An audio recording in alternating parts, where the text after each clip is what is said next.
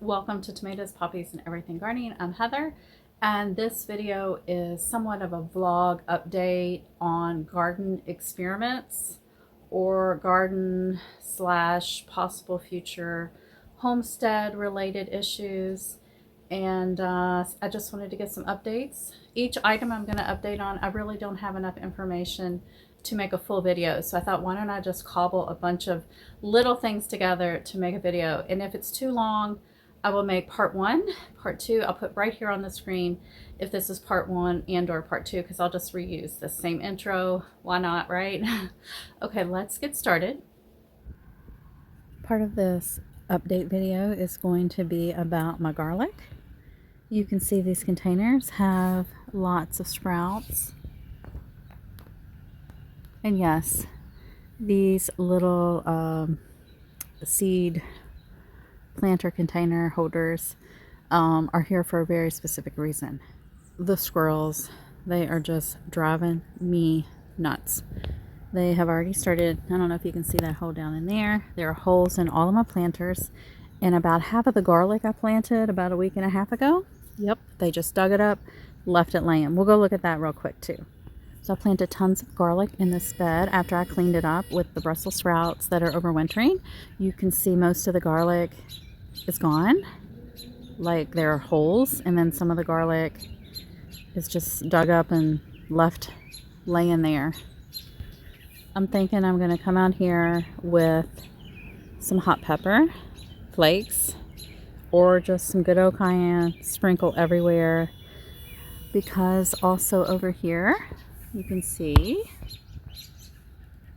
they dug up my garlic and just left it there to dry out and die. Yes, it's going to be a really long winter with these squirrels, and spring and summer and fall. So it looks like they dug up most of the garlic in this container, and that's why I overplant garlic, because I know it's not all going to survive. I got my cherry tree trimmed this year on time, and I think that's going to help me out quite a bit with this bed here. And I just wanted to show you the garlic we planted the other day. So I planted this about a day or two after the garlic in the black containers on the deck, and it looks like the squirrels have dug up quite a bit, and I'm going to have to replant those.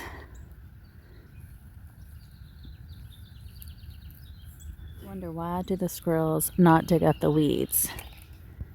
Like, they'll take the garlic or the bulbs. It's not like they're going to eat it. They're just being a nuisance, digging them up. But they leave all the weeds perfectly alone and fine. Looks like there's some over there as well that they dug up. So that's the update on my garlic that I planted super late. It did sprout, except for the ones that are above ground because of the squirrels. We still have a little bit of snow here and there from the last storm that came through a couple days ago. So I wanted to update you guys also on the seed houses that are from Greenstalk, and I really like them. The plants seem much happier, and I think it was a great investment. Really happy. Let's see if I can find one of the pockets that I had seeds. No, not that one. So it looks like it's too soon to tell on some of the pockets that I put seeds in to see how well they germinate with the seed houses. But I think once we get past all the snowy, wintry weather and we start getting back to normal temperature range, they will quickly germinate. But for my established seedlings, they seem really happy with these little seed houses. So definitely, I'm loving them. I'm really glad that I did purchase the seed houses. And while I'm out here, I'll give you an update on my overwintering Brussels sprouts. You saw the ones earlier where the garlic was dug up, and they look about the same as these guys. They did get some leaf damage during our coldest winter spell, which was maybe 6 weeks ago. So those are the lower leaves, but all of the fresh new growth is looking really happy, healthy, and only time will tell if they are going to bolt or if they're going to produce Brussels sprouts this late winter going into spring. Look at the snow. So we have started about a month ago. My husband and I take Sundays and we go look at open houses. So we've started kind of opening that door, looking at different counties, driving through different counties, seeing where we want to end up. And I think at this point, after looking at a few houses, and I'll put some clips right here. On this particular Sunday, I only took pictures at the first house because guess what? 3 of the houses we wanted to look at that day were in 2 different counties, 30, 40 minutes apart, but all by the same builder, same exact floor plan. So that was disappointing because you will see in the pictures coming up, I didn't really care for that floor plan. This property was 7.5 acres, but most of it was unusable. A lot of the land was prone to flooding, and it was like up and down, up and down, up and down, a gazillion trees. The backyard was so tiny. And when I talked to the agent about it, I'm like, where am I going to put my garden? She's like, oh, you can just have a couple raised beds. But no. So this floor plan we do not like. And that's why we're going out. We're looking at counties. We're looking at houses. We want to know, what do we want? What do we not want? And I can tell you, we didn't care for this floor plan. We didn't care for the land. And then later in the day, we go to a different part of the same county that's higher up on a plain, not prone to flooding. And it was just a major difference. Like the air felt crisper. It felt not damp and heavy. And I really did like that location, but it's a bit of a drive. And here, this is the location here. This was a newer little subdivision they cobbled together, but you can see the houses are like on the same parallel plane. So it's like you walk out your door and there's your neighbor. Even though you had 4 acres, it was still really just bop, bop, bop. We are probably leaning more and more into building, just because what we're seeing and what's available isn't really what we want, and we're not going to move unless we get exactly what we want for what we can afford, if that makes sense. I'm not going to move from this area, this home, where I've got a lot of things established. We've been here like 18 years now, or so, and I'm not moving unless it's the perfect situation. And another update would be the rotisserie chicken containers.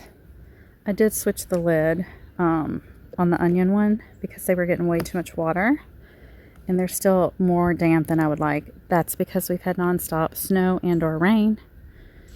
But the broccolis are looking nice. They're little, but they're growing, they're sprouting. And then we do have some onion babies in here too. They're just harder to see. They're just looking like little pinworms or something poking out through the soil. There we go. You can see a little bit right there.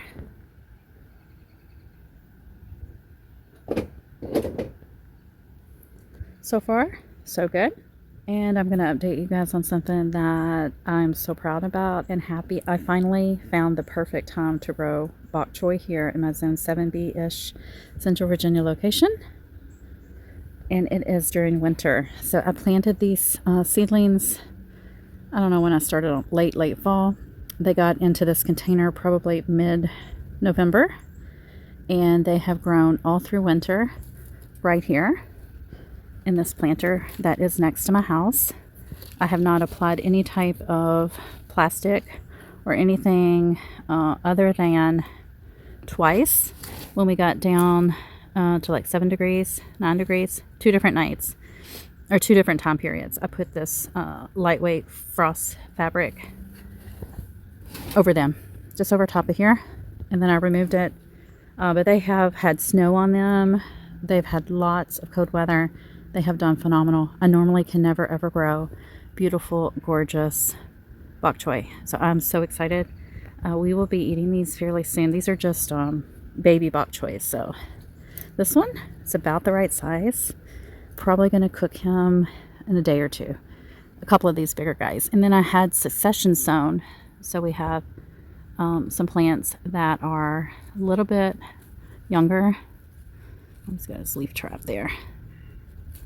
Yep, but they're doing great. I'm just so happy. I never can grow bok choy. It always bolts.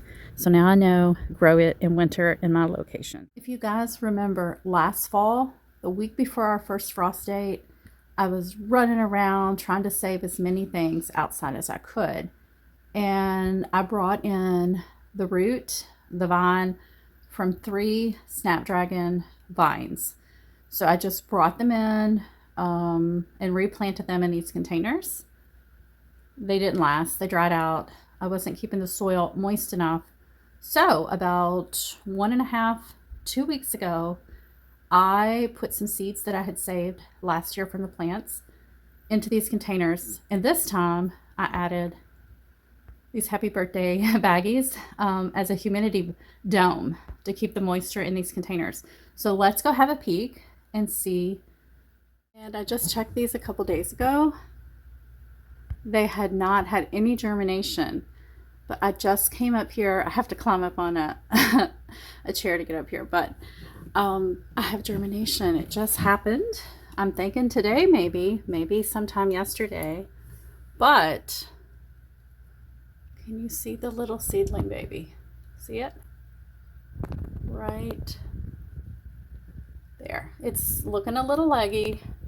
I think I'll turn on the light that's overhead here. I thought they would get enough light from the sun here at the window. There's quite a few germinating in this container. There we go. See it? So I'm really excited that I have so many Snapdragon babies germinating. In this one container, I see at least, I don't know, 4 or 5, maybe 6. So this is exciting. Beautiful plant. Love Snapdragon vines. Highly recommend it. You can save the seeds. Very easy plant and not like a huge vine to deal with. It's very manageable. 4 or 5 feet, maybe 6 max. Beautiful, beautiful plant. And this little cutie here is an Impatiens, and I rescued a self-sown seedling right before first frost. It was very tiny, maybe like that big. Brought it inside, stuck it in this little container, and you can see it is flowering in my house.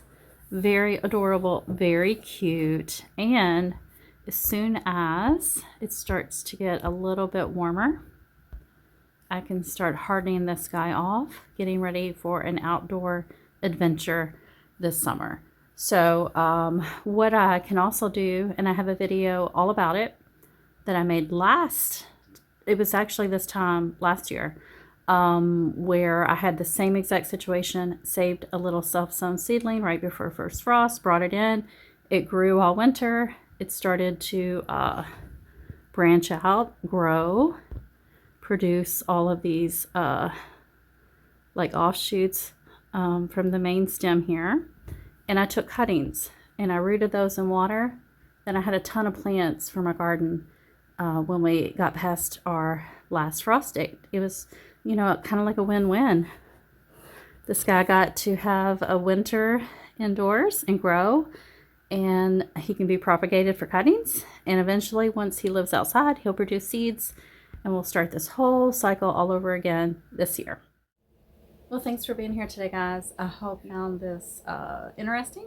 All of these experiments, things that are happening, thoughts, ideas, etc., are really intriguing to me and inspirational to keep me going with all this gardening. And I hope you're having a great gardening week. I will talk to you soon. Bye.